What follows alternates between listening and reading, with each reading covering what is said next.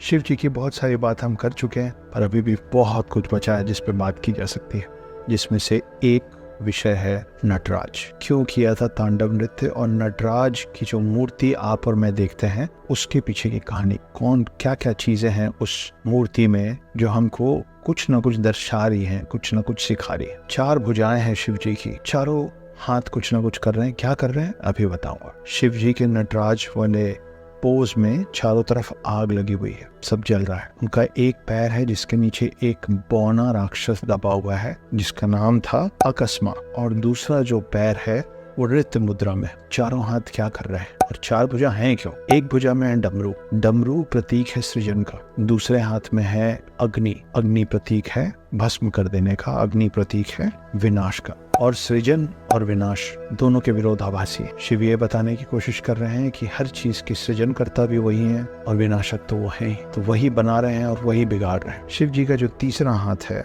वो आशीर्वाद की मुद्रा में, ये समझाने के लिए कि अगर आप शिव जी पे विश्वास करते हैं, शिव जी की आराधना करते हैं, तो कोई भी बुराई आपका नुकसान नहीं पहुंचा पाएगी, क्योंकि उनका आशीर्वाद आप पे बना हुआ है। और चौथा जो हाथ है वो नृत्य मुद्रा में उठे हुए उनके पैर की तरफ है, जो ये सलाह दे रहा है, ये सजेस्ट कर रहा है, ये संकेत कर रहा है कि शिव जी की पैर की तरफ बढ़ो। अब वो जो नृत्य मुद्रा में उठा हुआ पैर है वो क्या है? वो है मोक्ष। मोक्ष की तरफ शिव जी का चौथा हाथ संकेत कर रहा है, जिसका मतलब ये है कि शिव के चरणों में ही मोक्ष है। शिव जी के दूसरे पैर के नीचे जो बौना राक्षस दबा हुआ है वो प्रतीक है अज्ञानता का। अज्ञानता को खत्म करने वाले और अज्ञानता को बनाने वाले दोनों ही शिव हैं। उनकी पूरी जो आकृति है वो ओमकार स्वरूप जैसी दिखती है। ऐसा इसलिए है क्योंकि यही प्रमाण है कि ओम शिव में ही निहित है। अब एक बार वापस चलते हैं शिव के उस हाथ में जिसमें अग्नि विराजमान है। कौन है अग्नि? अग्नि देव है।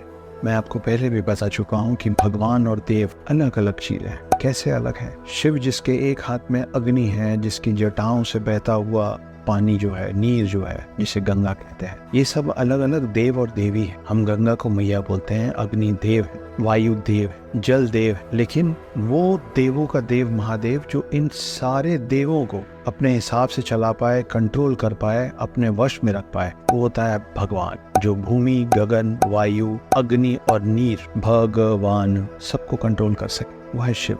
तो शिव जी के एक हाथ में अग्नि है, जो इस बात को दर्शाती है कि हर कुछ जो इस पूरे ब्रह्मांड में है उसको भस्म करने की क्षमता अगर किसी में है तो वो है शिव। शिव जी के एक हाथ में डमरू है। मैंने आपको डमरू के बारे में भी बहुत कुछ बातें बताई थी दूसरे वीडियो में, शॉर्ट में फिर से बता देता हूँ। डमरू ऐसे डुग डुग डुग डुग बजता है। उसका शेप आपको पता है, वो शेप है सतयुग, त्रेता युग, द्वापर युग, कलयुग और फिर सतयुग। हमारा मानना है कि समय काल चक्र जो है वो कभी खत्म नहीं होता है, वो चलता रहता है। हर बार कलयुग के खत्म होने के बाद सतयुग फिर से शुरू होता है। जब ये लगातार आप इस उंगली को घुमाते रहते हैं तो ये साइन बन जाता है इन्फिनिटी का।